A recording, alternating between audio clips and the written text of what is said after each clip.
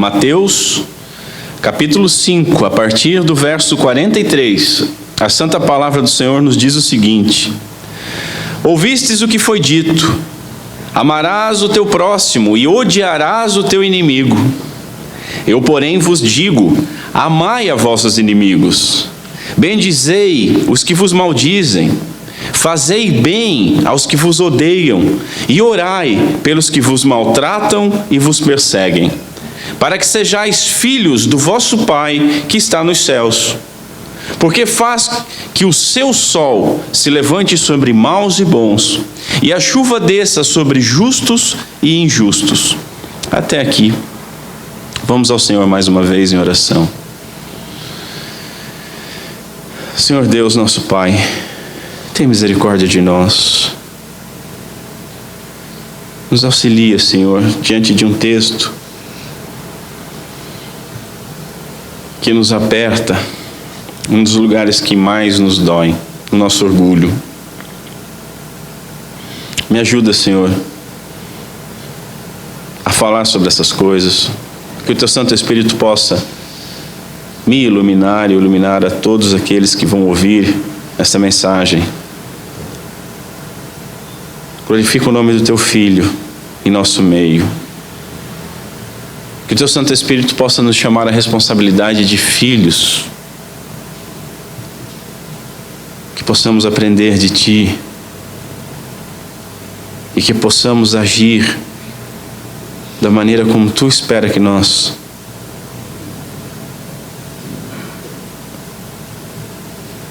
brilhemos e salguemos este mundo.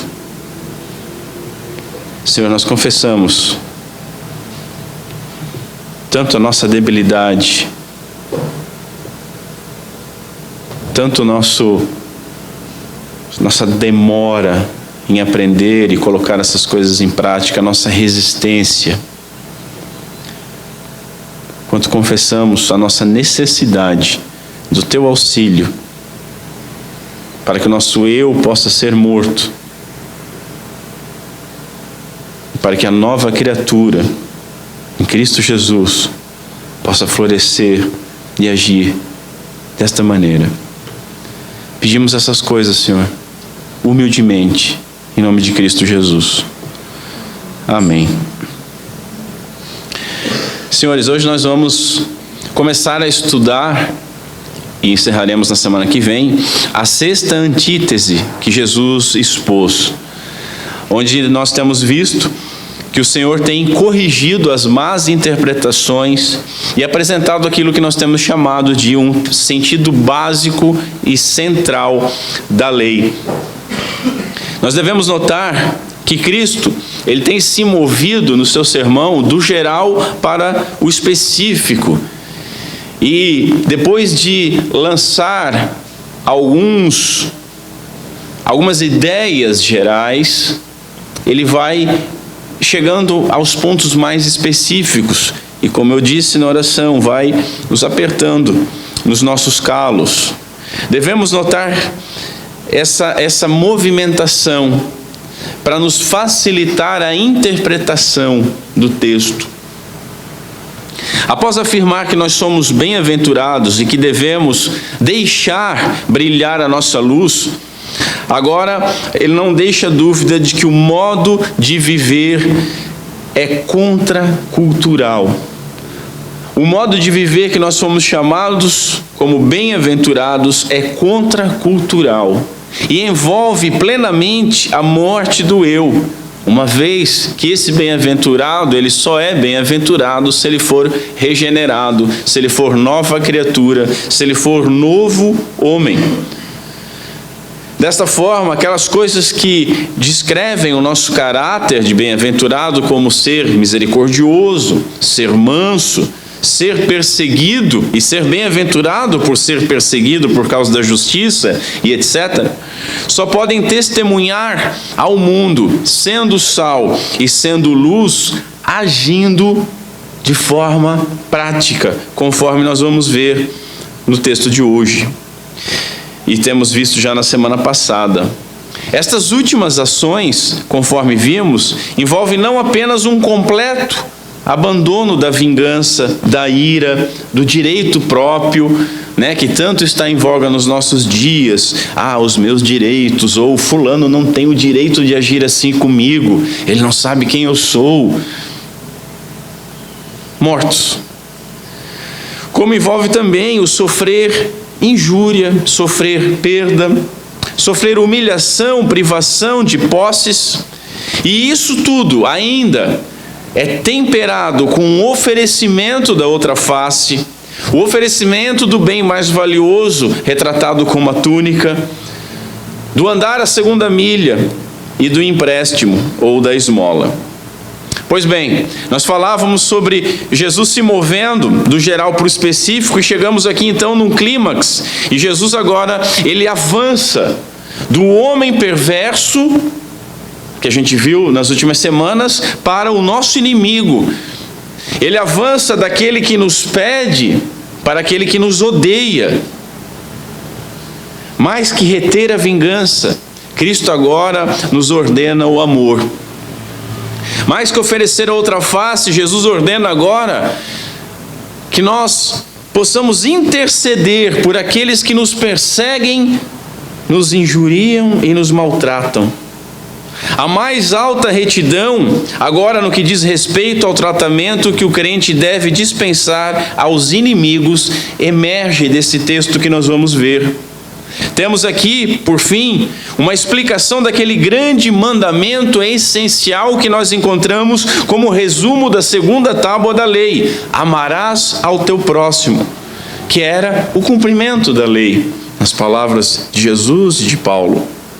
Deste modo, nós devemos compreender que apenas a ausência de ódio ou abrir mão da vingança não é o amor exigido por Cristo.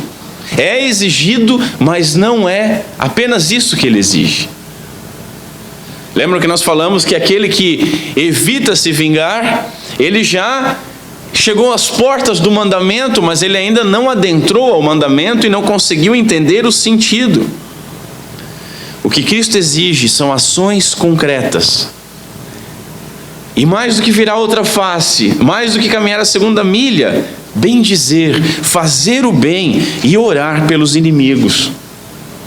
O teólogo Bonhoeffer diz que amar o inimigo é algo contrário à natureza do ser humano natural. Mas nós não somos mais naturais. Pelo menos essa é a compreensão que nós temos. Antes de observarmos nossos pontos pré-estabelecidos a respeito da lei, precisamos realçar a convicção que Jesus ele não muda, Jesus ele não anula, tampouco corrige a lei. O que o Senhor faz é corrigir uma delitosa interpretação da lei que parecia afirmar, nas palavras do próprio Cristo, amarás ao teu próximo e odiarás ao teu inimigo. E primeiramente nós devemos notar que não há nenhuma ordem específica para odiar inimigos no Antigo Testamento. Isso nós não encontramos. E aí alguém pode dizer, mas os salmos imprecatórios. Mas aquela passagem, mas nós cantamos hoje o Salmo 11. Por exemplo, o Salmo 139 fala sobre ódio. Mas ele fala sobre ódio aos inimigos de Deus e não aos inimigos pessoais. O inimigo da igreja, o nosso inimigo, é o inimigo de Deus, não os nossos inimigos, por qualquer razão ou circunstância. No Salmo 139 nós encontramos a partir do verso 21 o seguinte: não odeio eu, ó Senhor, aqueles que te odeiam. Note, não é aqueles que me perseguem, não é aqueles que me fizeram mal, mas aqueles que te odeiam. E não me aflijo por causa dos que se levantam contra ti. Odeio-os, diz no verso 22, odeio-os com ódio perfeito, tenho-os por inimigos. Ódio perfeito. E logo em seguida, logo depois do salmista falar que odeia essas pessoas e que odeia essas pessoas com ódio perfeito, ele diz o seguinte: sonda-me, ó Deus, e conhece o meu coração, prova-me, conhece os meus pensamentos e vê se há em mim algum caminho mau e guia-me pelo caminho eterno. Vê se há algum ódio imperfeito no meu coração. Senhores, nós não precisamos de muito para odiar alguém, né? Mas nós não fomos chamados a odiar a ninguém, a não ser aos inimigos do próprio Senhor. Então não cabe querer fazer uma defesa de amar ao próximo e odiar o inimigo com base nesse verso ou nos versos imprecatórios. O mesmo pode ser dito sobre eles: é ódio contra os inimigos de Deus. O texto citado aqui por Jesus, Jesus citando, obviamente, como um senso comum, como algo que era comum ao linguajar e ao entendimento dos judeus. É um texto incompleto, acrescido e ilegítimo, e é de Levítico 19, a partir do verso 17, que diz o seguinte, prestem atenção: não odiarás ao teu irmão no teu coração, e não deixarás de repreender o teu próximo próximo irmão, mesma levada. E não deixarás de repreender, né? Aqui já mata aquela história, quem ama não julga. Não, você vai repreender sim.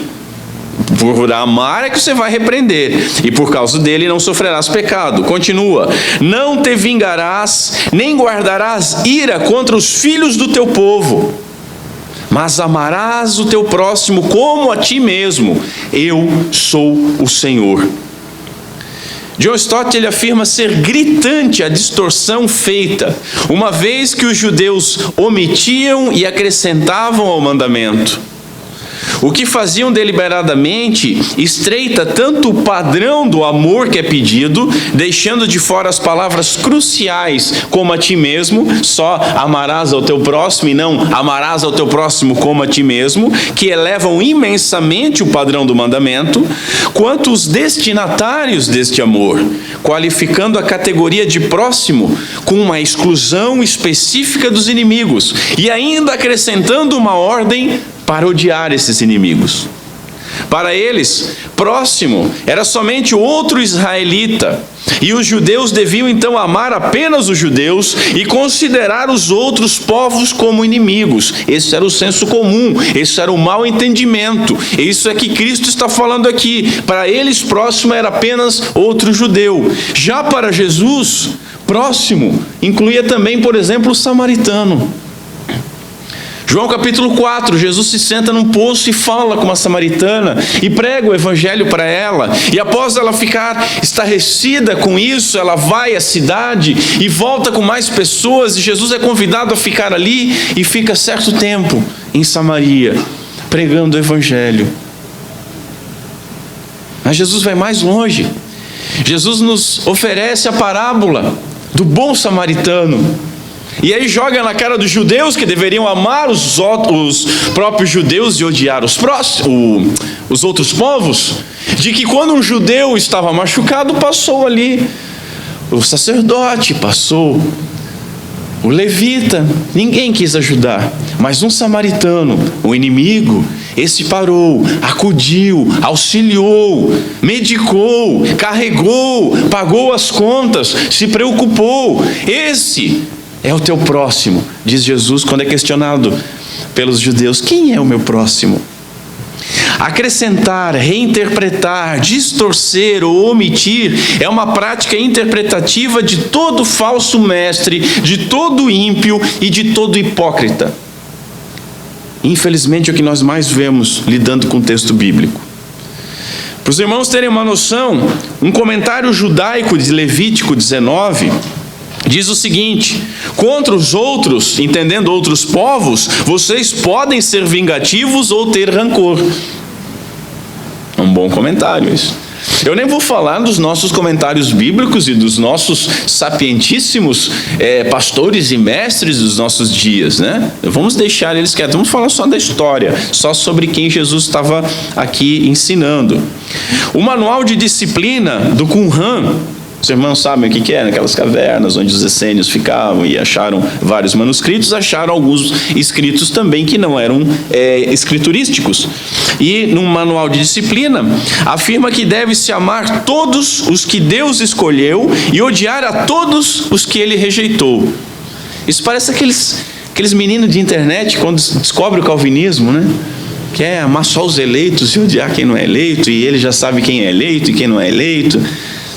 Toda pessoa, quando descobre as doutrinas reformadas, ela devia ser desplugada, desligada, presa num quarto, jogada uma Bíblia que não fosse de estudo ali, deixar ele ali uns 6, 8 meses, depois começar a dar água e comida. Até então, vai viver pela fé, eleito. É exatamente, voltando ao ponto, é exatamente esse falso ensino que o próximo é o judeu e que os outros são todos inimigos, e que esses devem ser alvo do rancor, do ódio, da ira, né? Que Jesus aqui ele está falando e interpretando a lei e dizendo que isso era completamente errado. Que sejamos precisos, que sejamos tementes e obedientes para compreender corretamente o que a lei nos instrui, para assim nós podermos ensinar e praticar, e para que possamos praticar e ensinar. Spurgeon diz que o Espírito Santo, ele apoiará as suas próprias palavras. Ele é dono do preceito, amarás ao teu próximo, mas o Espírito Santo odeia a adição ímpia, odiarás ao teu inimigo. Que ouçamos a Cristo e que o Espírito Santo de Deus nos auxilie. Senhores, não há um duplo padrão moral para o bem-aventurado. Não há um padrão moral para o próximo e um padrão moral para o outro, para o inimigo.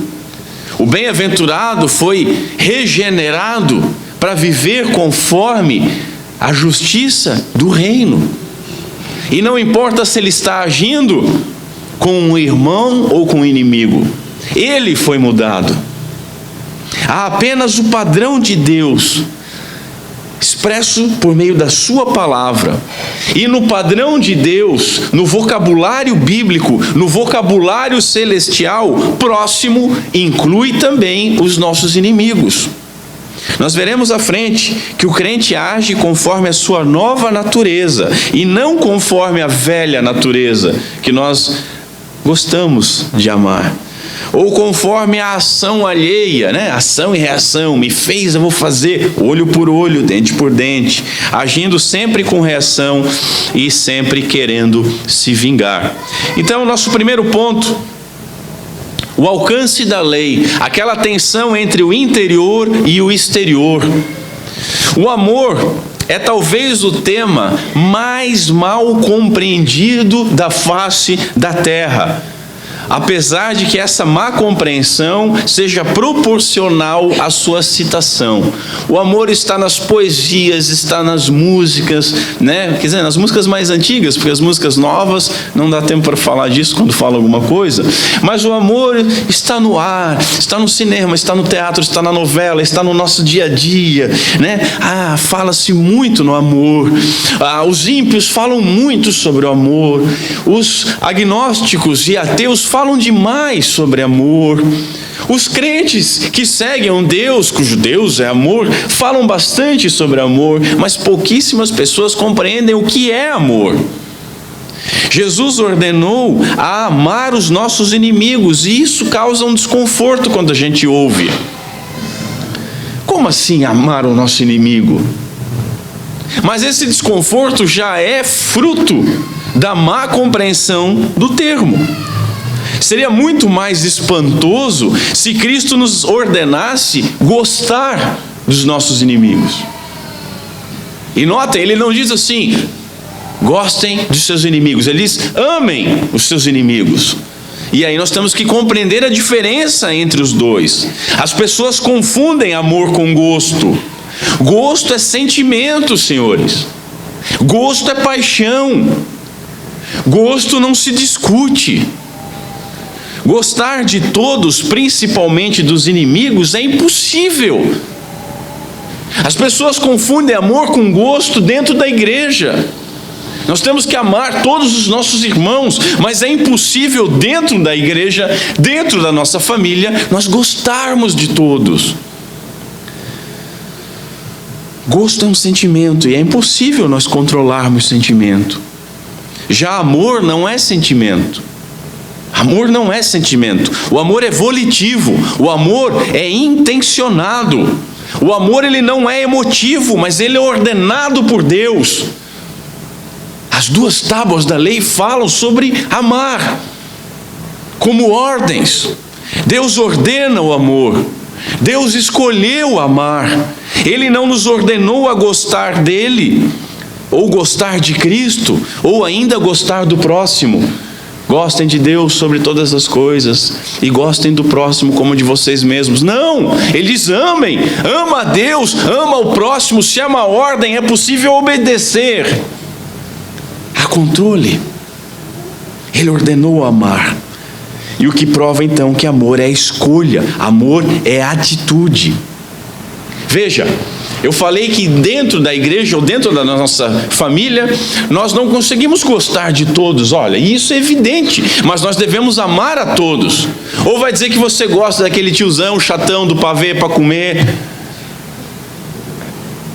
que faz sempre piada chata, que vem sempre pedir dinheiro, que sempre estraga a festa, Mas você tem que amar ele, mas você não vai gostar dele.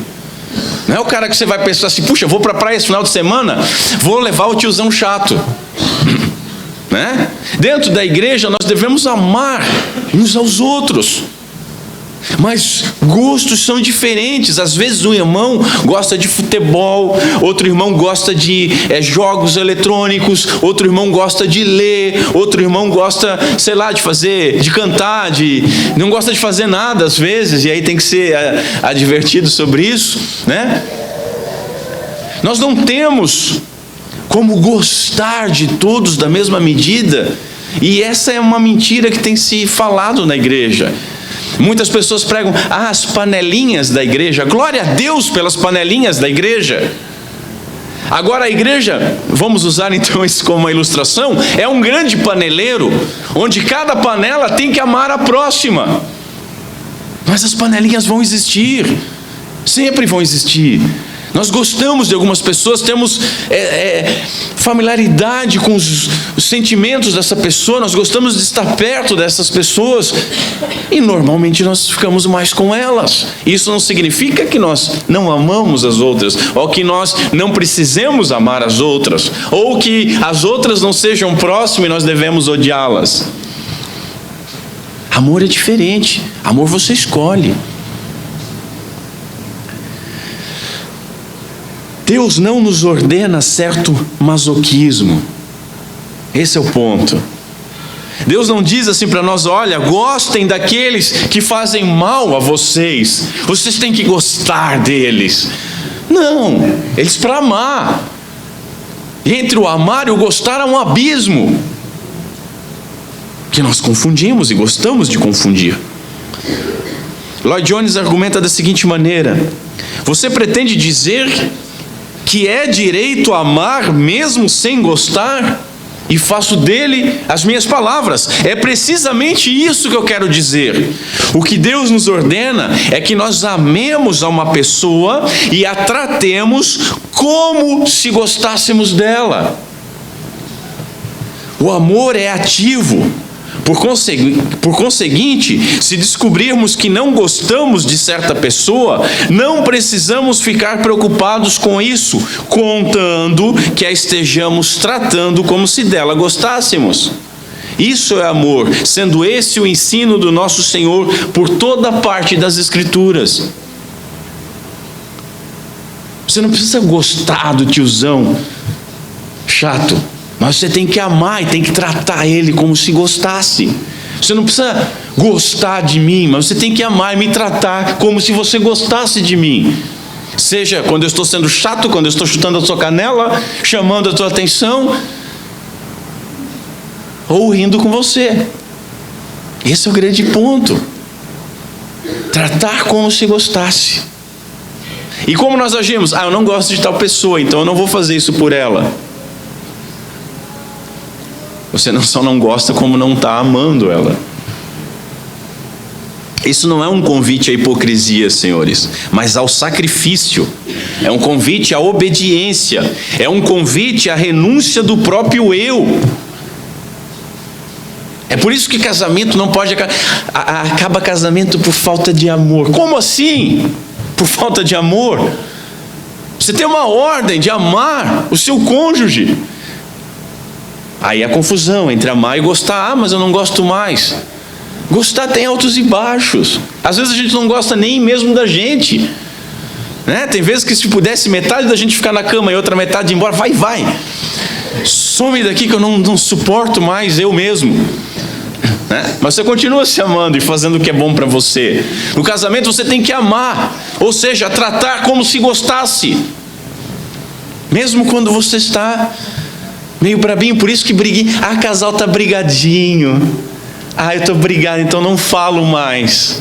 Eu não faço mais isso, não faço mais aquilo. Mas eu continuo amando. Amar é tratar como se gostasse. Mas eu quero separar porque eu não gosto mais. Vem cá, vamos conversar. Vamos conversar de Bíblia. Tomar a Bíblia na cabeça primeiro. Depois a gente argumenta. Não é um convite à hipocrisia, senhores. É engolir o próprio orgulho e servir às necessidades do nosso próximo.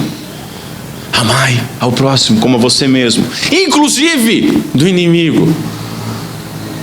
Cristo não fala sobre sentimentos ou sobre hipocrisia, mas ordena a amar. E amor aqui é um verbo, e é um verbo que deve conduzir a uma ação. Tratar a todo o próximo, seja inimigo ou não, com atitudes amorosas, da maneira como nós gostaríamos que fôssemos tratados, e não fazer ao nosso próximo, seja ele amigo ou inimigo, não fazer a ele nada do que não gostaríamos que fosse nos feito. Portanto, o amor, ainda que não seja sentimento, e não é uma ação que tem o seu início no nosso interior.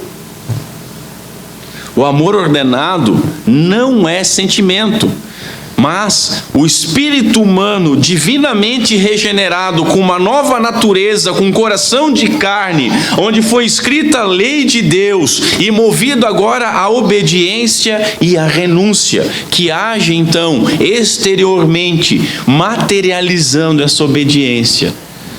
Você começa a obedecer de dentro. E isso nos leva para o segundo ponto, o espírito da lei. A tensão entre o positivo e o negativo da lei. Veja, o teor negativo desse sentido básico central é evidente. Eu não vou nem gastar muito tempo com isso.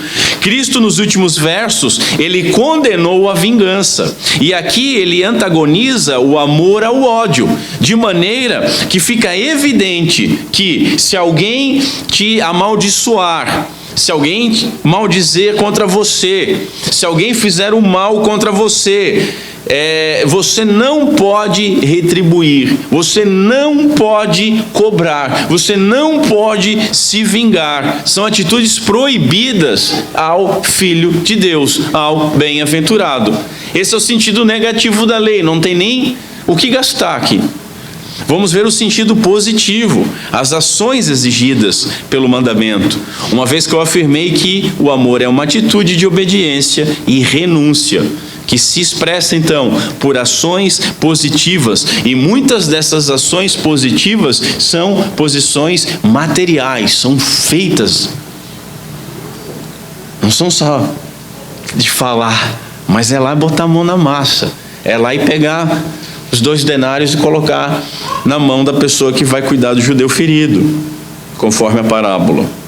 Como eu afirmei, é fácil se escandalizar e errar aqui nesses versos, principalmente naquilo que um teólogo chamou da nossa lamentável pressa de fazer perguntas do seguinte teor: isso nos permite safar-nos daquilo? Sempre que nós olhamos a lei, sempre que a lei chega e bate forte, a gente começa com essas perguntas. A gente não presta atenção no que está sendo dito, a gente não presta atenção no que está sendo exigido, mas a gente já quer saber qual é o limite, até onde que eu posso ir e qual é o caminho alternativo que eu posso pegar. Então fala-se de casamento, ou melhor dizendo, fala-se sobre divórcio, aí começa, mas é só por adultério. Tá, mas e se isso? E se aquilo? né? Aonde que eu posso ir? Aonde que isso me permite me safar daquilo? Quando a gente vai falar de inimigo é a mesma coisa. Ah, mas e se o meu inimigo for mais forte? E se for mais rico? E se ele me botar em perigo? E se ele, se ele for muito, mas muito mal? E se ele for, sei lá, comunista? Não interessa. Não interessa. E nós temos essa mania. Nós queremos já saber qual é a porta de escape, qual é a saída de emergência de todo mandamento. Aonde que nós podemos burlar? Por isso o erro de olhar para os mandamentos só para a letra. Porque nós olhamos para os mandamentos aí só como um cercado. Esquecemos que é letra e é espírito. E é letra escrita no nosso coração. E é espírito movendo o nosso coração. Quando você olha só como uma letra exterior, você, aquele exemplo que eu sempre uso, bota ela como uma cerquinha, vai lá, aperta a sua barriguinha contra esse princípio e fica xeretando até onde que poderia ir e tal, onde é que tem uma saída de emergência. A busca limitadora de quem é o próximo, ou a busca limitadora de qual circunstância eu devo amar o inimigo, revela, na verdade, um espírito legalista, moralista, sagaz e não cristão. É bom falar também que aqueles que não amam, nem agem em amor com seus irmãos, com aqueles que dizem gostar, terão certa dificuldade de falsear uma obediência nesses versos. É comum nós vermos expressões falsas, expressões hipócritas, que misturam o gostar e o amar, e que transformam ações em falas vazias. Ao invés da pessoa demonstrar o seu amor, ela fala. E é muito mais fácil você dizer eu te amo do que você cuidar de uma ferida. É muito mais fácil você dizer te amo do que você alimentar. É muito mais fácil dizer, não, eu amo, as pessoas, do que você ir lá e tirar o coitado da sarjeta.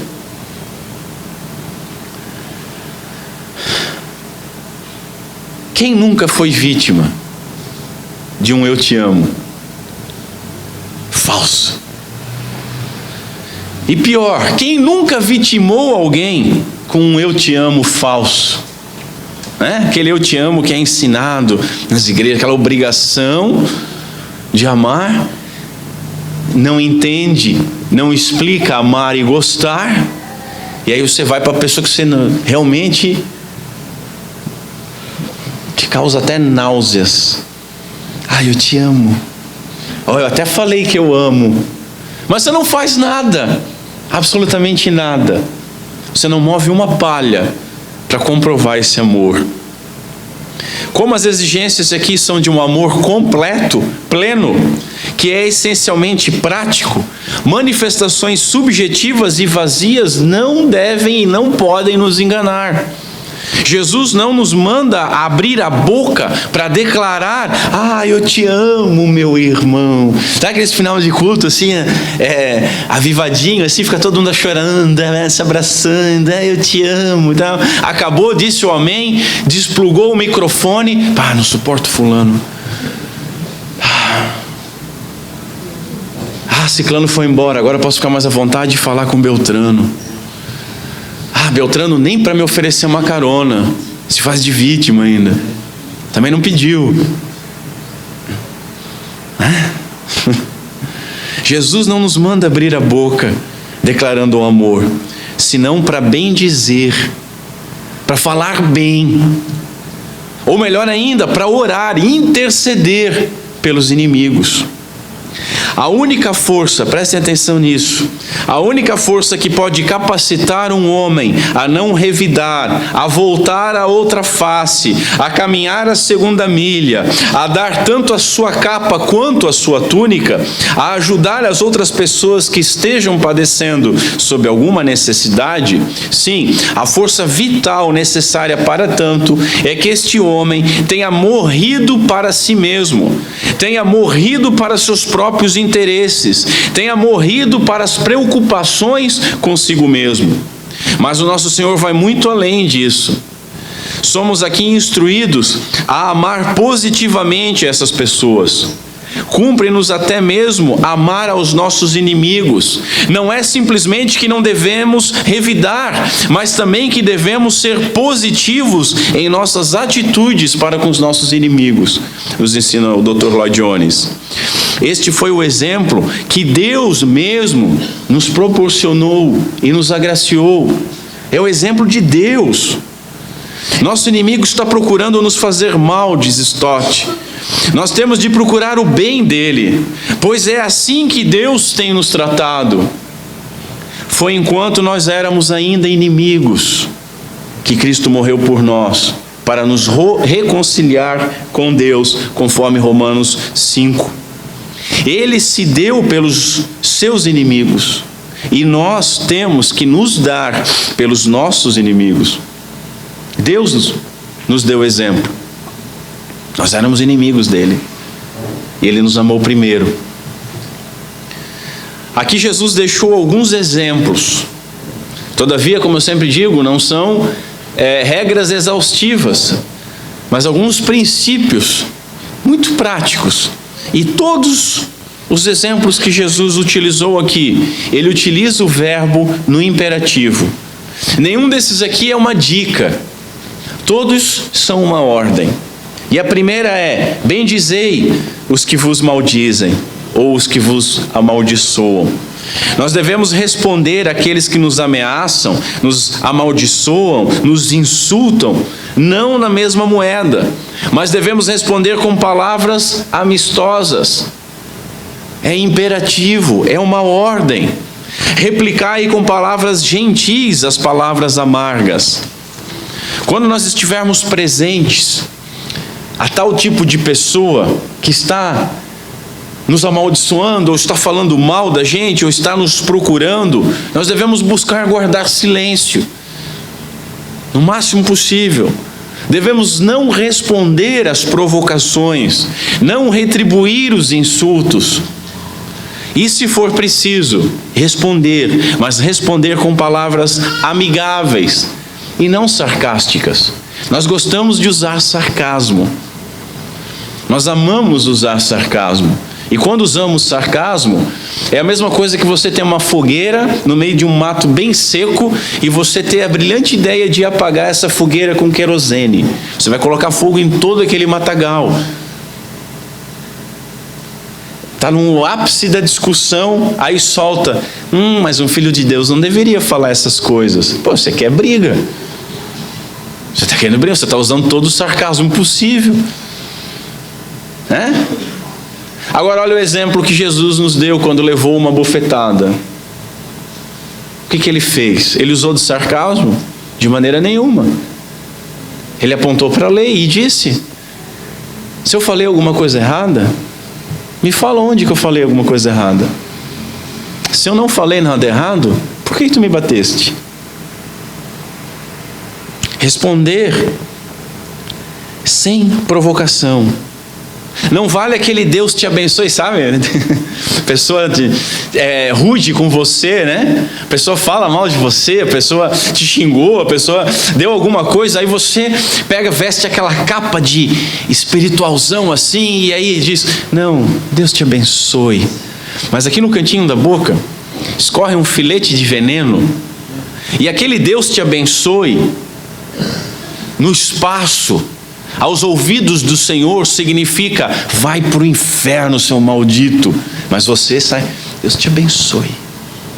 Está vendo como eu sou cristão? Eu abençoo aqueles que me maldizem. Valer-se desse recurso, senhores, que muitos usam, em primeiro lugar, mentir. Em segundo lugar, amaldiçoar, porque você está falando simplesmente o contrário daquilo que você deseja, mas é uma figura de linguagem para dizer o que você quer mesmo.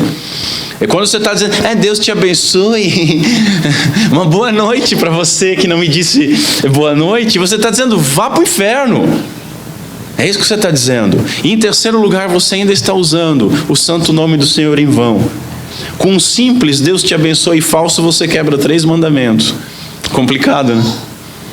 Bem complicado. Quando você não estiver presente, Um puritano nos instrui que nós devemos elogiar o que nelas é elogiável. Não é rasgar seda, não é ser falso, mas elogiar o que nela é elogiável. E quando nós já tivermos dito tudo de bom que há nelas, que não falemos mais nada.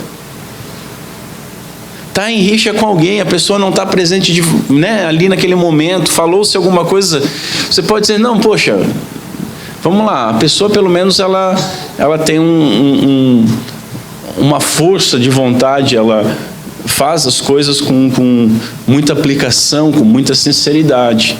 Tá, mas e tal? Não, eu não quero falar sobre isso. Não fale. Não fale. Não continua. Substitua aquelas vírgulas por ponto final e fica quieto.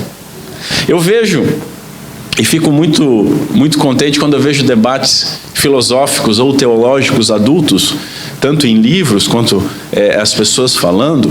Quando as pessoas vão falar sobre a pessoa que não está presente, sobre a obra que está sendo criticada, a pessoa, e começa elogiando, não, olha, eu tenho que dizer o seguinte de tais pessoas. Elas demonstram uma grande sinceridade nesse ponto. Elas buscam uma compreensão aqui, ainda que errado. E elas são coerentes com aquilo que elas falam. Ponto, não tem que... Sabe? E quem me conhece sabe que eu sou bom nisso, né? Linguinha nervosa. E que Deus tenha misericórdia. Em segundo lugar, fazei bem aos que vos odeiam. Fazei bem, no grego ali é bem fazei, ou seja, fazei o que é correto. Novamente, o que nós temos? Um imperativo. Isto será uma prova de amor melhor do que boas palavras, diz um puritano. Que boas palavras ainda é fácil, né? Você ainda consegue ter boas palavras. Agora, botar a mão na massa já é um pouquinho mais complicado. O natural do homem carnal é a retribuição dos atos maldosos pelos mesmos. É o velho olho por olho. Ou ainda maiores, né? Geralmente a gente nunca retribui no mesmo ponto. Geralmente a gente vai por cima. Isso não vai ficar assim. A pessoa me xingou de tal coisa, eu vou xingar ela disso, daquilo e daquele outro. A pessoa fez isso comigo, ela não abriu a porta do elevador, na próxima vez eu não só não vou abrir, como eu vou fechar na cara dela. E ela vai ver com quem que ela... Eu estou dando um exemplo bem tosco, bem simples, mas para nós vermos a raiz da malignidade de coisas maiores. Já o homem espiritual, nascido do alto, ele devolve o bem, mesmo quando ele é atingido pelo mal. Um comentarista diz o seguinte: retornar bem com o mal é diabólico. Retornar bem com o bem é humano. Agora, retornar mal com o bem é divino. E é assim que nós provamos sermos filhos de nosso Pai que está nos céus. Jesus ensinou que mais bem-aventurado é dar do que receber. Lembram disso? Portanto, o amor do bem-aventurado deve ultrapassar palavras, pensamentos, e nós devemos ir lá e fazer o bem quando há necessidade. Paulo, por exemplo, ele evoca provérbios no livro de Romanos, e ele diz o seguinte, em Romanos 12, a partir do verso 19, prestem atenção porque isso é um resumo das últimas coisas que nós temos visto, e a gente tem usado bastante esses versos. Começa assim: não vos vingueis a vós mesmos, mas dai lugar à ira, porque está escrito, minha é a vingança, eu recompensarei, diz o Senhor. Portanto, se o teu inimigo, notem, não é o teu amigo, não é o amado da tua alma, e isso é Provérbios, ele está citando aqui Provérbios. Portanto, se o teu inimigo tiver fome, dá-lhe de comer, e se tiver sede, dá-lhe de beber, porque fazendo isso amontoarás brasas de fogo sobre a sua cabeça. Nota, isso é uma consequência natural, não é você fazer o bem para amontoar essas brasas. Eu vou envergonhar ele agora. Essa não é uma disposição de quem ama, é fazer o bem. E quando você faz o bem àquele que te fez o mal, ele naturalmente fica envergonhado. Mas continua, verso 21, não te deixes vencer do mal, mas vence o mal com o bem. É com o bem que nós vencemos o mal.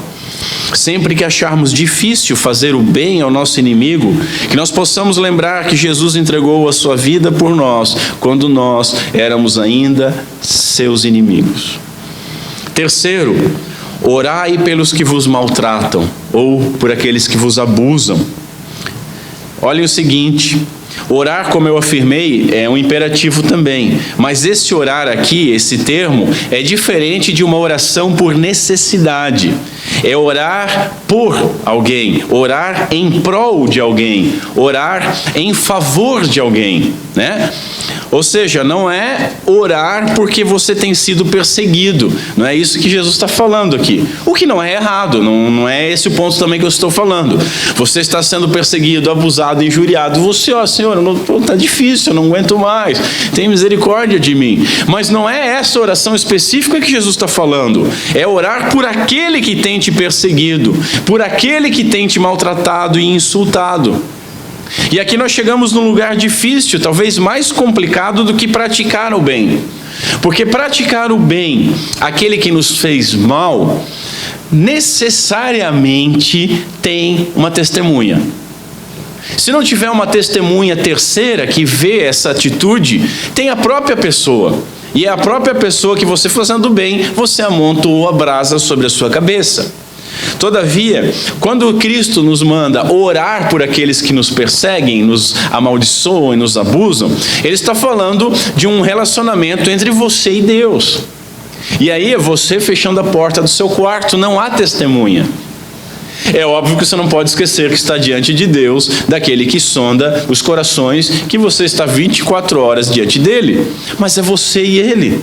E como eu tenho recomendado constantemente aos irmãos que na oração retirem as suas máscaras, né, de santidade e de tudo mais, fica muito difícil nesse momento, a sós com o Senhor, você lembrar da pessoa que te perseguiu, te injuriou, te abusou, te fez mal e orar por ela.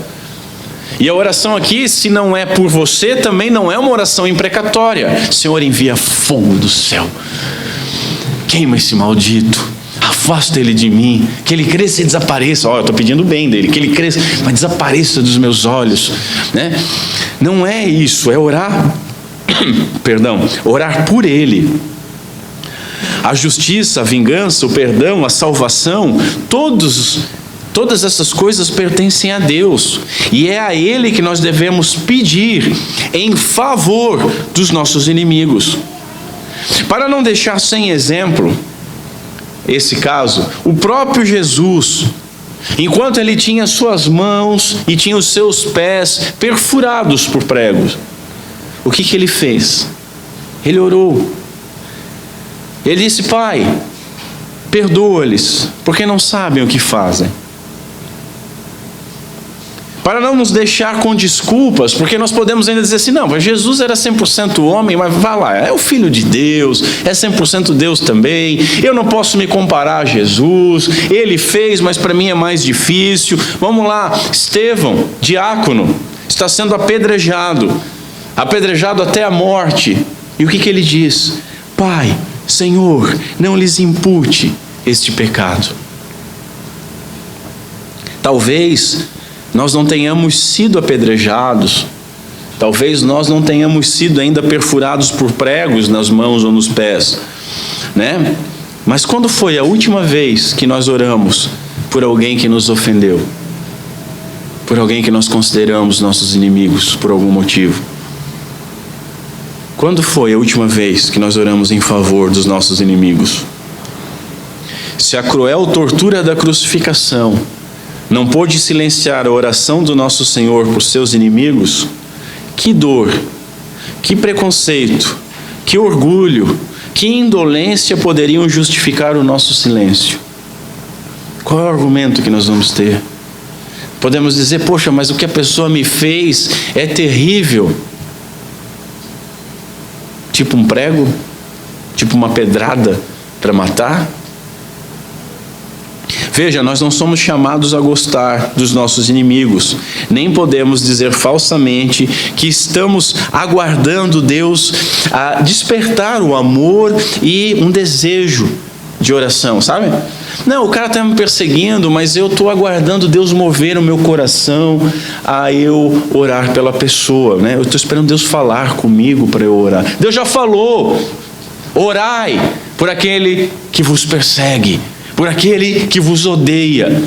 Já está claro, ele já te despertou, ele já te deu uma ordem. E talvez essa seja a intenção do Senhor, nós começarmos a amar todos aqueles pelos quais nós intercedemos, inclusive os inimigos. Quando você tem uma pessoa por inimigo, você quer uma distância, apesar que você fica lembrando daquilo mais até do que a pessoa que te feriu, né? Quando você muda esse pensamento para uma intercessão, muda a tua percepção dessa pessoa. Você começa a se preocupar com ela. Você começa a ficar, mas como é que está fulano? Não pensando, fulano já quebrou a cara? Tem alguma novidade? Não, você está orando.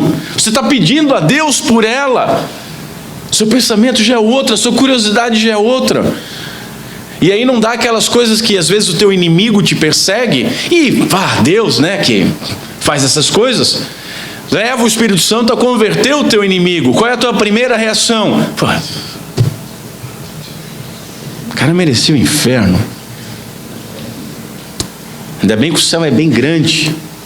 Eu vou ficar num extremo, ele no outro. Tomara que eu não o veja, né? Não, mas você está intercedendo por ele.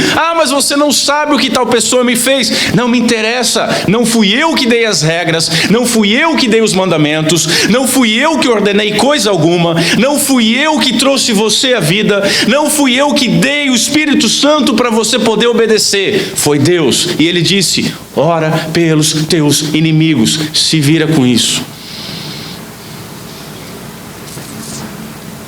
Ninguém disse que ia ser fácil. Uma coisa a ser notada é que Jesus não promete que os inimigos que nós passamos agora a amar, que nós fazemos para eles atos de amor, que nós começamos a bendizer, né, que nós fazemos o bem e oramos, eles deixarão de nos fazer mal. Mas não vai acontecer. Puxa, fulano me fez mal e eu orei por ele. Eu fui lá, ele caiu, o cara estava me perseguindo, eu fui lá, juntei, desculpa aí, cara, não, tudo bem, e o cara continuou. Deus, não há promessa nenhuma disso. Ele provavelmente vai continuar a te fazer mal. Talvez ele até intensifique esse mal. Contudo, nós devemos obedecer a Deus e não aos nossos impulsos vingativos, não deixando que os nossos atos sejam pautados pelos outros, pelos nossos inimigos, que nós não sejamos marionetes reativas daquilo que os outros nos fazem, mas sejamos pessoas íntegras, obedientes à lei e possamos agir de maneira conforme a um filho de Deus, a um bem-aventurado, alguém que é luz e é sal aqui nessa terra. Afinal de contas, bem-aventurados os misericordiosos. Se não pudermos ainda testemunhar o amor ao inimigo por meio de atos de bondade, de palavras e por oração intercessória, talvez seja justamente na oração que nós devemos iniciar por nós mesmos, clamando por perdão e pedindo força, clamando por perdão para nós e pedindo força para que nós possamos orar e agir bem e bem dizer àqueles que nos perseguem, porque nós estamos em desobediência quando não agimos assim. Terceiro objetivo da lei, conhecer a Deus, buscando ser perfeito como Ele é perfeito, agindo como filhos de nosso Pai. Dessa forma, nós envergaremos uma justiça que excede a justiça dos religiosos. Veja, não conforme somos tratados, não por nós mesmos, e nem conforme o caráter do inimigo, mas é por Deus que nós devemos agir de tal maneira, por causa dele, para a glória dele, para que sejais filhos do vosso Pai que está nos céus, diz o texto. O termo traduzido aqui por sejais, ou em outras traduções, vos torneis, tem a conotação de ser prova, comprovar, exibindo como filhos as características do Pai. Obviamente, e nós não podemos cair num erro tão infantil, tão pueril, de acharmos que o que Cristo está dizendo aqui é que quando nós amarmos os nossos inimigos, nós vamos nos tornar por mérito filhos, né? Não é isso que ele está dizendo. Mesmo porque o texto diz, para que sejais filhos do vosso Pai. Olha, ele já é Pai de vocês, né?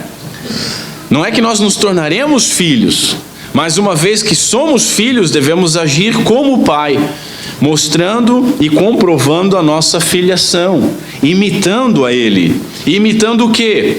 Aquilo que desde Calvino tem sido chamado de graça comum. O texto fala em sol, sobre justos e injustos, fala sobre chuva, e ainda fala sobre o sol de Deus.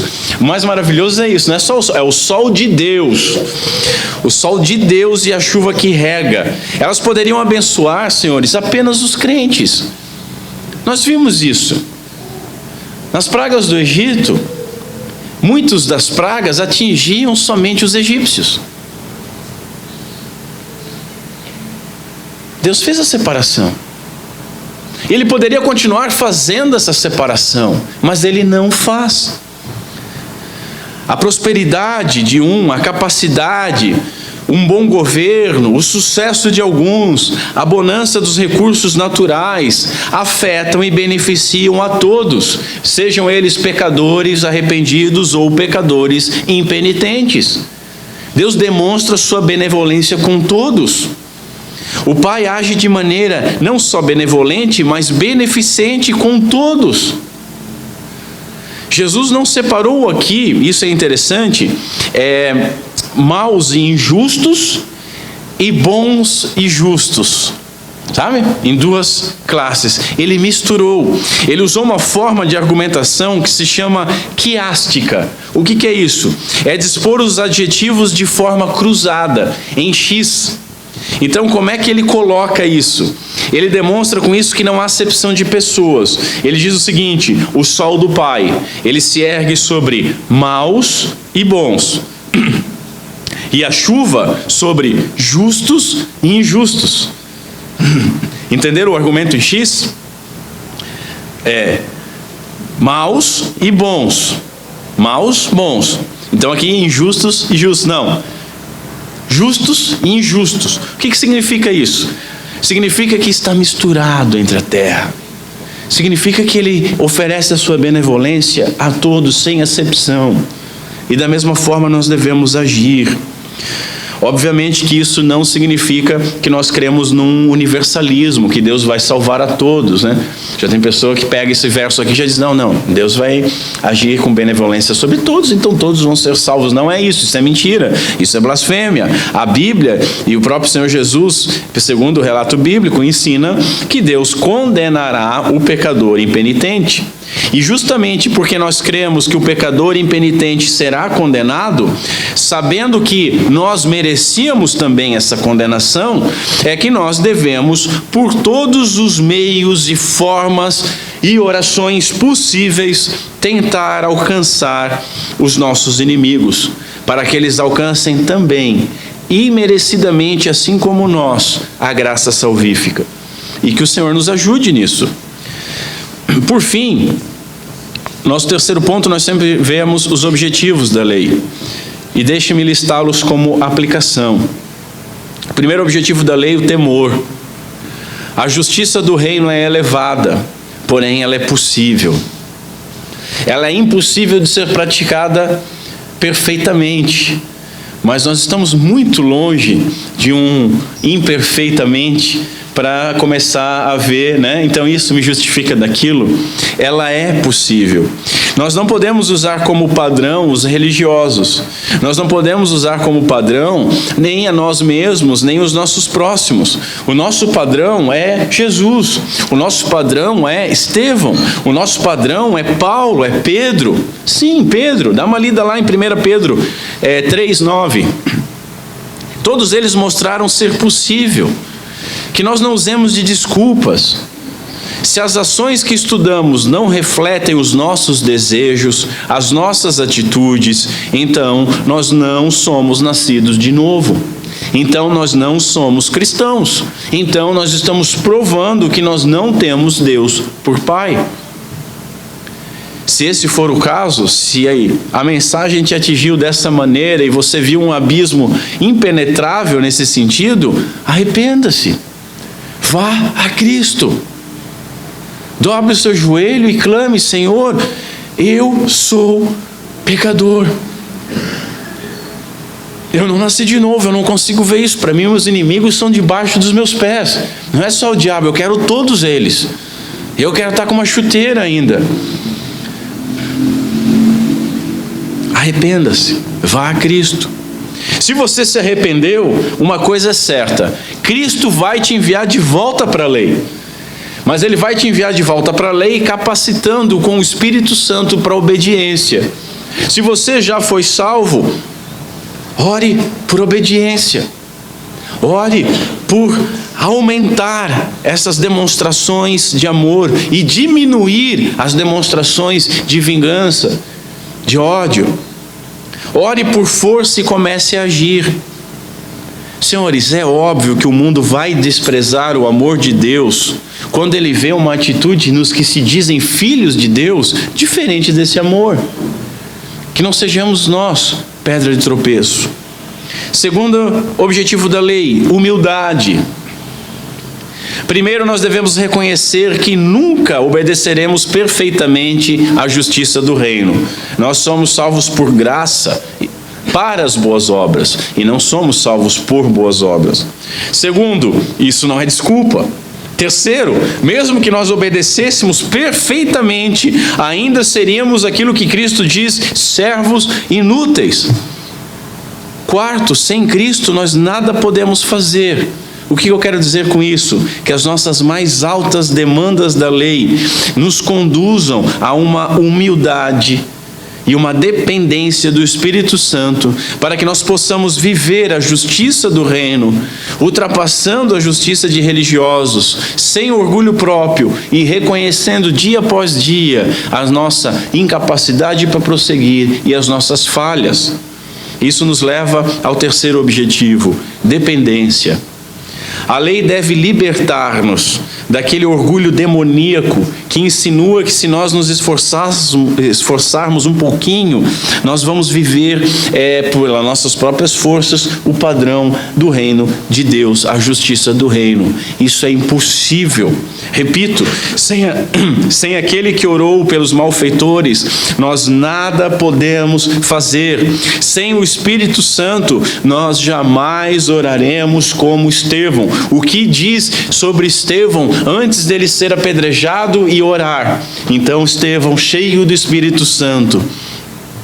Contudo, o mandamento ele pode nos auxiliar a viver num círculo virtuoso de mortificação e de dependência. A dependência de Deus anula o nosso orgulho.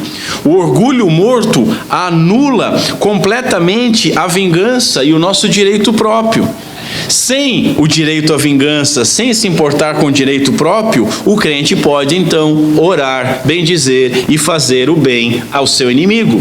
Mas isso fecha num ciclo, e isso somente em dependência. Essa dependência leva à quebra do orgulho, e a quebra do orgulho faz com que nós entremos então num círculo virtuoso. Quarto objetivo da lei: gratidão. Senhores, nós fomos amados quando não merecíamos. Nós somos escolhidos sem boas obras. Cristo morreu por nós quando nós o odiávamos ainda.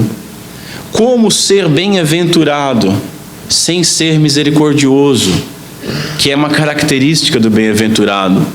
Como ser perdoado sem perdoar, que é uma característica daquele que teve as suas culpas levadas? Como amar a Cristo sem obedecê-lo, se Ele mesmo diz que aquele que ama o obedece? Como ser filho de Deus, agindo de forma diferente do Pai? Se o texto nos diz que se nós agirmos dessa forma, então nós vamos mostrar que somos filhos de Deus. As demandas da lei são impossíveis ao homem natural e elas devem nos levar a uma eterna gratidão pelo Evangelho do Senhor Jesus Cristo. Aquilo que a lei exige, o Evangelho dá. E eis uma boa nova para os senhores: podemos, graças a Cristo, no poder do Espírito, nós podemos amar os nossos inimigos, bendizer quem nos amaldiçoa, orar por quem nos persegue e fazer o bem a todos aqueles que nos odeiam. E isso nos leva então ao último objetivo da lei: obediência em amor. O nosso próximo, para Cristo, biblicamente, inclui os nossos inimigos. Não há salto teológico que você possa fazer para evitar isso.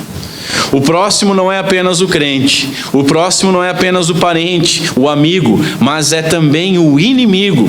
Qualquer homem em necessidade de algo, ou que nos atinja com o mal, deve ser retribuído com o bem.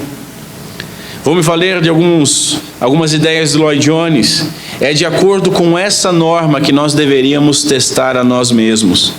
Costumamos a orar por aqueles que nos perseguem ou nos tratam com desdém? Pedimos que Deus salve e que não castigue aqueles que nos fazem mal? Pedimos que Deus salve as almas daqueles que nos perseguem, nos humilham, nos odeiam? Pedimos que Deus abra os seus olhos? Cristo veio a esse mundo e foi à cruz por pecadores, indignos, injustos. Ele estava tão preocupado conosco que não pensou em si mesmo. E a nós cumpre tratar as outras pessoas desta mesma forma.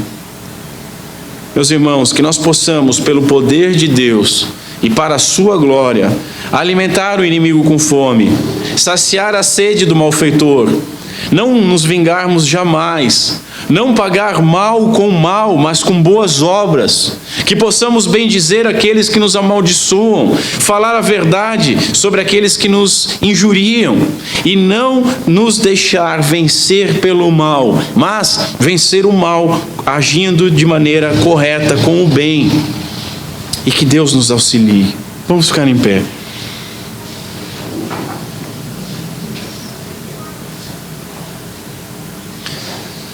Concede, ó Deus nosso Pai, que nós possamos agir como filhos. Tem misericórdia de nós e perdoa os nossos pecados, porque nós muitas vezes nos achamos melhores do que aqueles que têm se colocado como nossos inimigos. Nós nos achamos mais justos, mais íntegros, mais merecedores do bem. Diariamente, Senhor, nós esquecemos que somos salvos por graça e que merecíamos a condenação do inferno. Nos perdoa. Obrigado porque a Tua palavra nos coloca no nosso lugar. E nesse lugar que Tu nos colocaste, Senhor, vivendo no meio de lobos, sim, vivendo como peregrinos no mundo a qual nós não pertencemos, sim, vivendo no meio de inimigos, Tu nos ordenaste, nos capacitaste, nos fizeste bem-aventurado, para que a luz do Teu amor e da Tua graça brilhasse através de nós. Ah, Senhor, como nós temos sido orgulhosos.